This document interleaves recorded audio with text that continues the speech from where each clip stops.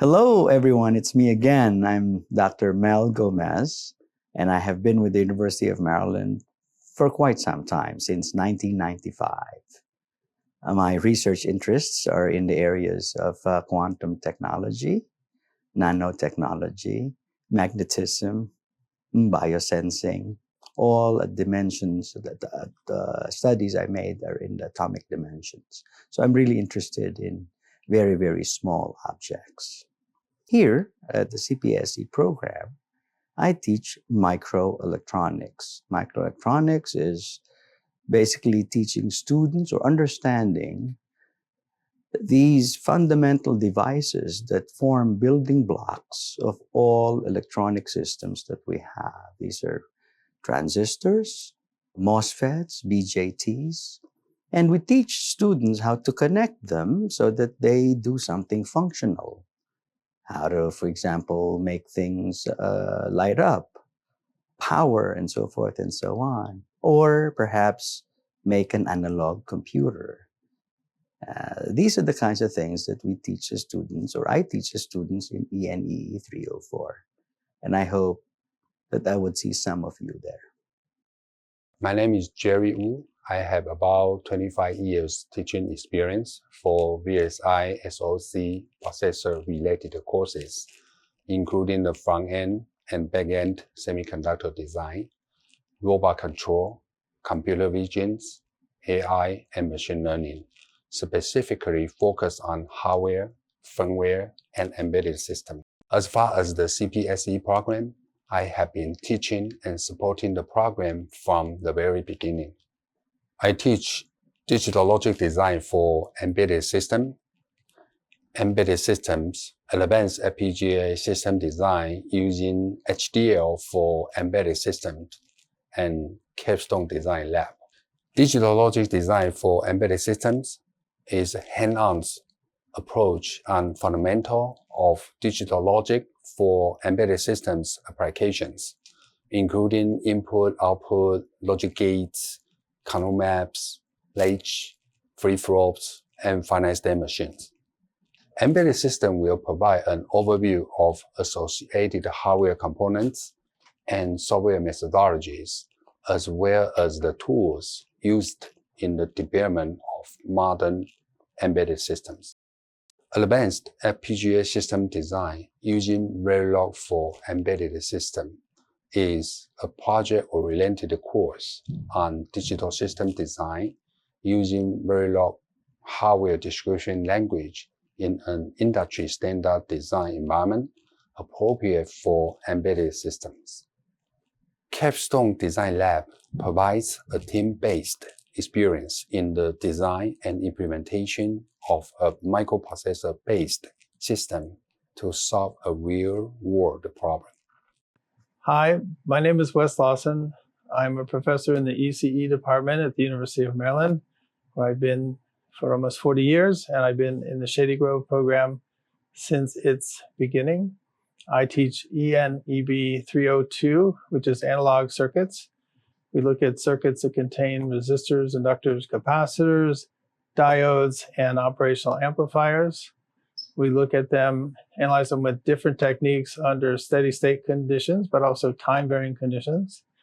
And those components are really the backbone of any hardware that's going to go into any device that would be related to this program. Hello, my name is George Zaki. I received my PhD from the University of Maryland in computer engineering, and I've been teaching with the University of Maryland for over 13 years. Now I'm a director of applied scientific computing at the Frederick National Lab of Cancer Research. With CPSE, I teach a course about hardware and software security of embedded systems. In today's world, we have pervasive embedded systems and IoT devices everywhere where security is not an afterthought. Things related to data integrity, privacy, authentication, authorizations, to know that you are sending information securely and talking to the person that you think you are talking to. How you can guarantee that? So what I like most about this course is that we integrate many concepts that the students have went through, including computer architecture, software development, and we link that to how we can implement secure embedded systems in terms of software and hardware efficiently. Things like buffer overflow, stack overflow, side channel attacks where you cannot not communicate, and by just communicating, you're still revealing some information. How attackers can make use of these vulnerabilities and how we can use techniques that are well understood to protect our embedded and IoT devices. By the end of the course, you will be able to identify threats and you identify assets, vulnerabilities, exposure points, and techniques that helps you to build secure embedded systems. My name is Mohammed Kashif. I got my PhD years ago from University of Maryland, College Park, at computer and electrical engineering. And now I am teaching at University of Maryland at the Cyber Physical Systems program. I'm teaching a class for Introduction to Networks and Protocols, which is a class for the first year students as a program. The main goal of the class is really to teach the students the background they need in order to be successful working in the field of like cyber physical system, IoT, wireless communication. So all the basic networking related to these fields. And from the point of view of analysis and design, they can gain through this class. And in order to do so, practically the class have covering two main aspects. The first one is the basic networking, so going through the different layers of a network and how practically nodes communicate to each other and how can they achieve the different requirements for different networks, especially for cyber physical systems where specific requirements about timing and throughput, reliability, and so on are enforced. After we go through the networking basics, we try to put more effort into wireless communication networks, which are very important nowadays, where everything in the world really connected through wireless. So practically we have IoT systems included, we have like robotics and all types of embedded systems. In addition to this theoretical background, we have a hands-on, like an associated hands-on lab that we practically apply this concept. We are using softwares for like similar to Wireshark for analyzing networks.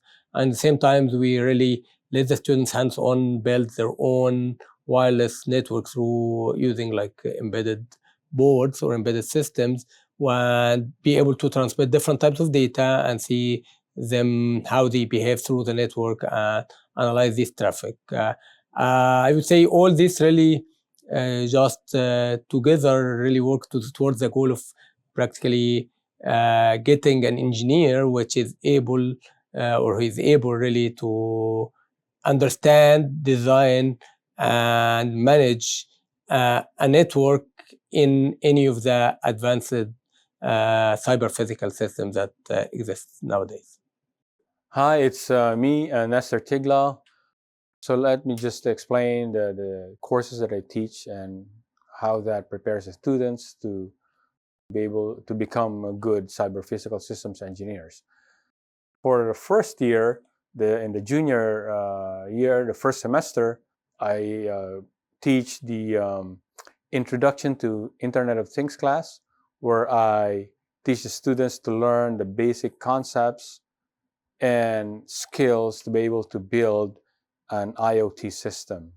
I also teach for the juniors an intermediate programming in C for embedded systems, where we teach C as a programming language, but use C for low-level access to sensors and be able to get the data and process the data for later analysis. For the seniors, I teach a first course on the capstone, so ENEB 408A, to give the students an authentic engineering design experience where they identify a problem and propose a solution to solve that problem.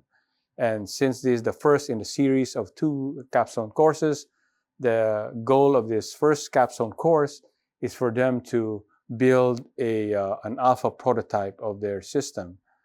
I also teach the students for the senior course a course on linear algebra for machine learning. So it's a linear algebra course, but the idea is how can we use a linear algebra for machine learning applications. For the spring semester, for the juniors, I teach a course on Python. This is data structures and algorithms in Python, where we teach Python formally as a language, but also teach our students the classical algorithms and be able to analyze different algorithms, compare them, and be able to defend which approach is better over the others. I also teach a course in statistics where we teach our students to be able to process data and use them in practical ways so that they know they can formulate a good hypothesis and test the hypothesis using sound statistical concepts and practices. For the senior year, I teach a course on machine learning, which is a machine learning tools class where we teach I teach the students classical machine learning concepts from supervised learning to unsupervised learning to reinforcement learning. And in this specific machine learning tools class, we also give the students the opportunity to solve a real-world problem using the skills that they will learn in class. And then also I teach an elective on web-based application development. And this course prepares the students, enables them to be able to build an application, whether it's a smartphone-based web app or a server-based web app, teaching them concepts like database design and implementation, front-end design and implementation, and also being able to integrate the concepts of getting data from a myriad of sensors or other data sources.